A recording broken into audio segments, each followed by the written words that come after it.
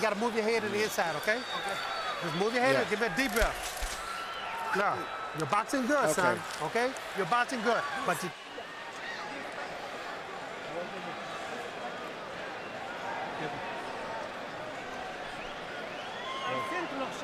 Okay. Move in the middle, get to the middle. In the middle. You're beating him down. Don't go to the ropes. That's on his favors. In the middle, you're beating him. Here you can see the intensity of the furious exchanges that they have, and you see the punches are landing, short punches, sweat flying. Shows the type of a fight. There's a lot of excitement, a lot of hard punches. CompuBox numbers in the 7th. Marquez 35 out of 70, landing half his blows. Diaz 34 out of 91. Again, they're still playing mostly Diaz's game, and that's showing up on Harold Lederman's scorecard. You've heard the crowd. You've seen the energy. In January, it was a tremendous crowd in Staples Center in Los Angeles for Shane Mosley's whacking of Antonio Margarito. Last Saturday night, big crowds in Madison Square Garden and Youngstown, Ohio for Miguel Cotto and Kelly Pavlik. Now this. Economic conditions are helping to bring boxing back to its roots, and fans are responding. And now there's a cut outside Diaz's right eye. From the left uppercut from Marquez, which has been maybe his most effective punch. Along with the straight right hand. So they're equal in cuts now.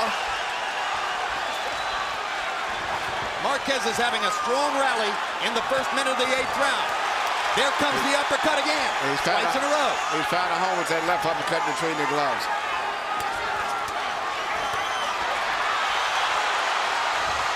Diaz isn't landing many of these. No. But he's asserting his energy again. Good job of blocking punches there by the baby bull. That cut could pose a problem between rounds for Joe Chavez again.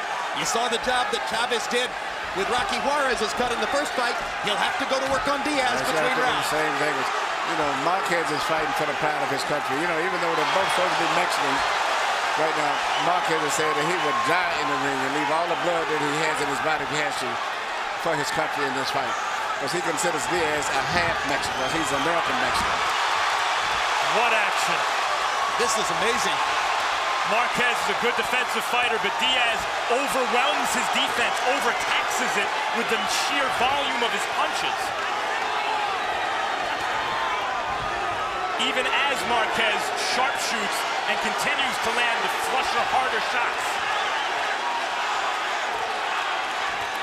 And as the blood flows, the urgency level rises. And you can see now, it looks like the expression on Diaz's face has changed somewhat, and Marquez's confidence level is starting to grow now. Diaz did not respond well to the cut against Nate Campbell. He's cut in a similar kind of dire way here against Marquez. Well, we told you how Marquez adjusts and comes on and in the middle. Diaz got caught with a left hook, and he looks stunned. 25 seconds to go. Can the great technician find a way? Diaz with a left hook to back him off. That left hook was about as clutch a punch as Diaz could possibly have thrown. And Marquez is an experienced fighter, and he can handle getting into trouble, but I don't know if Diaz can handle that, because he has not had that type of experience. Everybody's up. Okay, Juan. Hey, what was it? My punch. A punch? Gotta check your eye. Look at me. Look at me right here. Look at me. Look this way. Gotta check your eye. Got the cut. Go. Okay, Juan, listen. Listen. You're not moving your head, son. Okay? Look, don't worry about that cut. The cut is okay. All right? Joe got the cut. Now listen. Give me that mouthpiece. Sorry. Give me the drink. Listen, you got to use the jab, all right?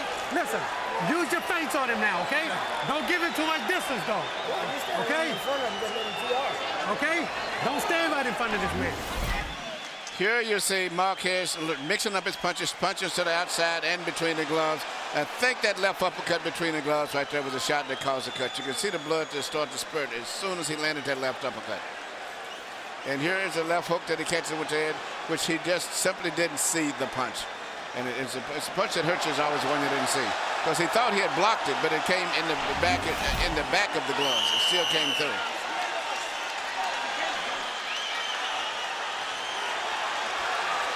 Now for the first time, the test is going to be how can Diaz handle adversity. The 8th round was a huge round for Juan Marquez. 40 out of 85 by CompuBox numbers. Diaz landed only 18 out of 70. Harold Letterman's scorecard begins to tighten. Marquez making his patented mid-round rush. He's the heavier-handed fighter, and he's the more accurate puncher. And it's starting to take its toll on Diaz. Another CompuBox milestone. Marquez has now landed more punches in the fight than he's ever landed in a fight counted by CompuBox. I got a feeling they're going to smash every possible CompuBox record for these two fighters tonight. While they smash each other's faces. Exactly.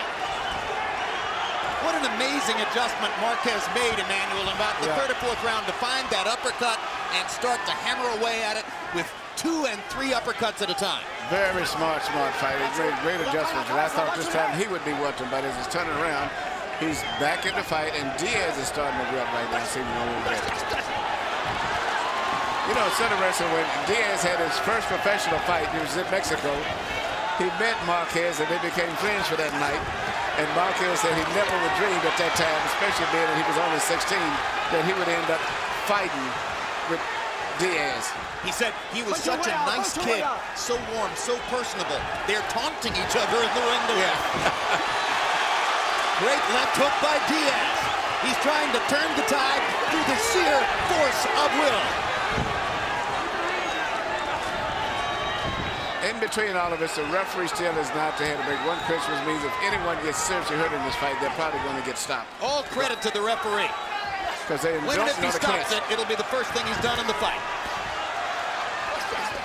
Though Marquez is the much more experienced, in fact, it's Diaz who's had more experience fighting at this pace over the course of the fight. And he's 10 years younger. And he's fighting in his hometown. And he's supposedly the stronger man. And he's hurt. A huge uppercut. Down goes Diaz. Well, it's all because he doesn't know how to clinch. Can he make it out of the round? 35 seconds to go. A very brave Juan Diaz will probably go back to fighting. A experienced fighter would probably clinch, but I don't think that's what he's going to do. And look at Marquez go to the body. Look at him go to the body to try to set up the finish. And what a right hand. And that will be that. What you just saw was a really good young fighter knocked out by a great old fighter. Absolutely. And you're pound for pound number 1. Maybe. Just might be. No, that's what you said, and you have good grounds to say that. Well, let me say this. That's as sensational as any performance Manny Pacquiao's ever produced, for sure. No discredit to Pacquiao, who is great. Marquez is just as great.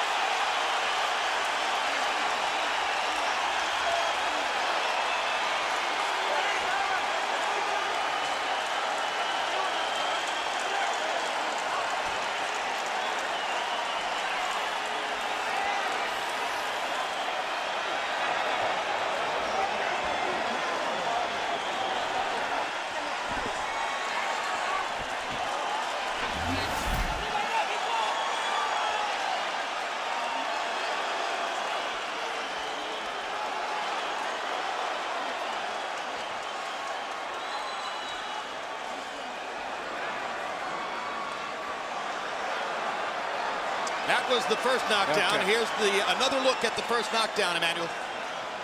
Right hand, but what amazed me was the precision and the accuracy of the punches from Marquez. He didn't miss too many punches, and he was punching from all angles, even as he was twisting and turning.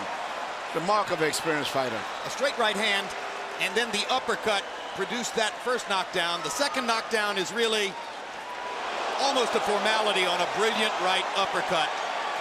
The one thing that Marquez set up by the body shots. Marquez mixed up his punches. He threw punches over the top, and then he threw punches up underneath.